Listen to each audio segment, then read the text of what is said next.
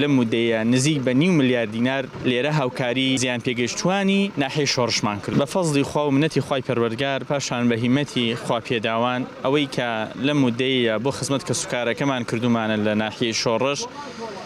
بەس خوا ئەزانێ سوبحانەوە تەعالا چه خزمەتێکی گەورەیان پێشکەشکراوە بە فەزڵ و منەتی خوای پەروەردگار ئەوەی کە ئەو ئەحسایی لای ئێمە هەیە لەم مودەیە نزیک بە 9 ملیار دینار لێرە هاوکاری زیان پێگەشتوانی ناحیەی شۆڕشمان کردووە تا نزیک بە 500 میلیۆن دینار هاوکاری جۆراوجۆرمان کردوون و زۆربەیشی ئەمە پارە بووە بە نمرەی یەکەم لە پارەوە بووە و ئەمڕۆ کەژێکێک لە